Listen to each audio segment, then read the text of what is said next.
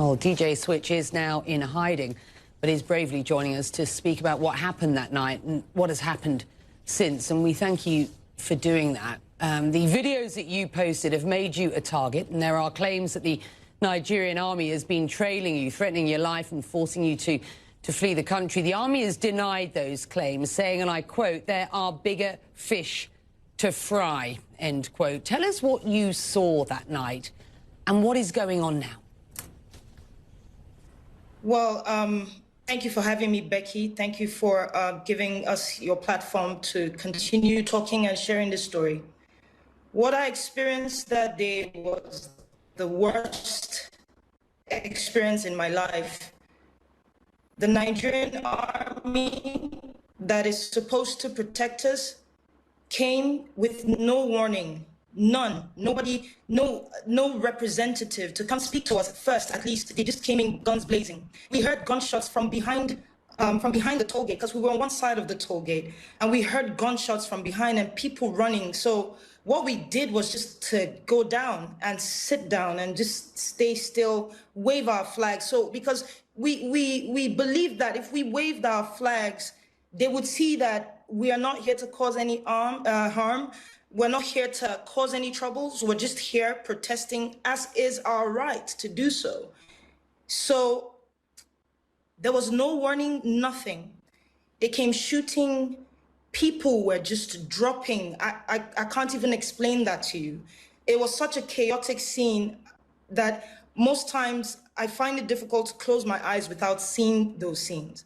And after they left, the Nigerian police came, SARS to be precise, because looking at the uniform, the ones we could see, and especially one man that was putting on white, I don't know who he is or something, but he had a pistol, kind of like a small gun, and he was just shooting at us directly, and we were just running for our lives. That's the short story of it, really. Just after the Lekki Gate incident, I spoke with the Lagos state governor. Have a listen to what he told me.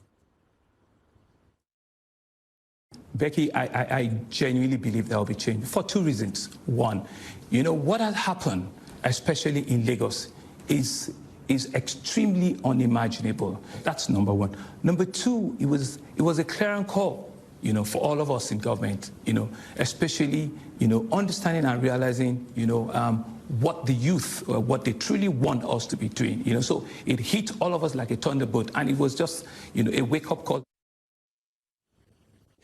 Your response to what you just heard there? With no due respect, I actually challenge the governor of Lagos State to just say the truth. They know the truth. It's been out there, they're conflicting stories with each other. Nigerians have died. This is not a time to play games. Families are looking for their loved ones. To be honest with you, with regards to me, I don't know how to feel, because in one hand, I'm grateful I'm alive today. In the other hand,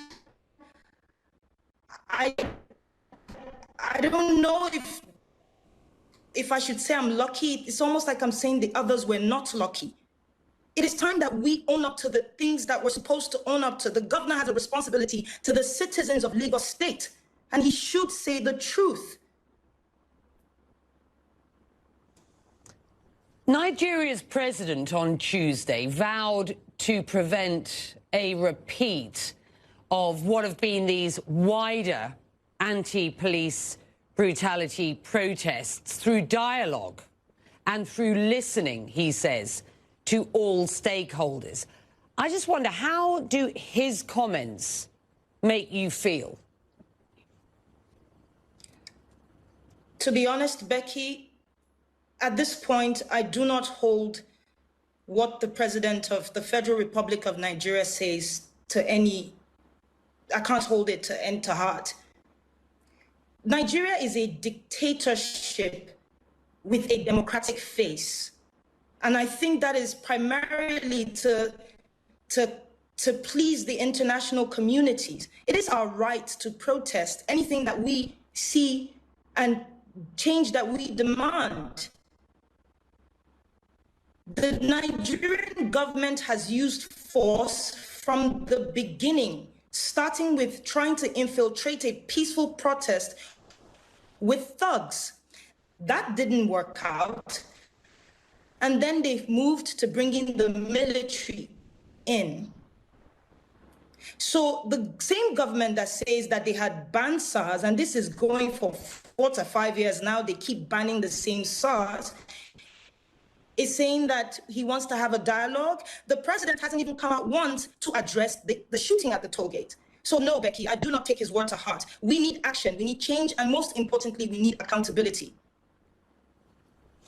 You've said about this whole experience, and I quote here, "It is cause for what I believe is just. It is shock at the response of my government towards the people it is sworn to protect. It is courage to speak up no matter what. And for me, the will to see justice, accountability and a change in Nigeria, no matter how much is offered to me or threats to me." Do you believe that change will come? And how long do you think you will need to stay in hiding for?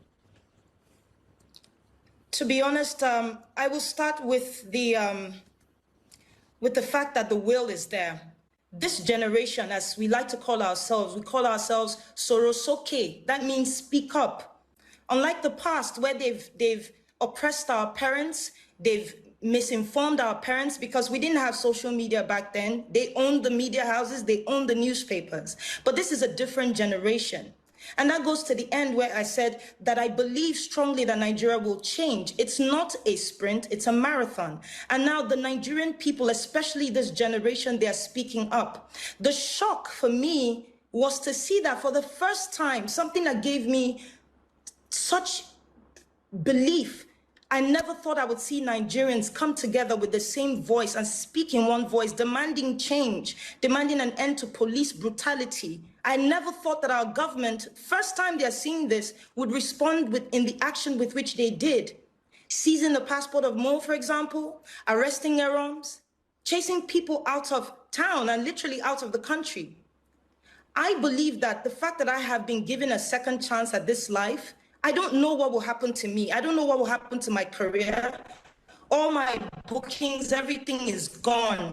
I don't know. But what I do know is this. The fact that I have this chance, I will use this opportunity to tell this story. No matter the length, no matter the breadth, I would use the opportunity to tell the story. My hope is to go back home. I don't want to run anywhere. People think that I have sought some sort of asylum. That is not a fact. But you can't chase down everything. Those things are not important. I want to be able to go home, but I want to make sure that I've gotten my story out and story of other witnesses out under oath. And then when I'm done, I go home. If they want to pick me up at that point, there's nothing to try and silence me for anymore. So if they still want to pick me up, no problem.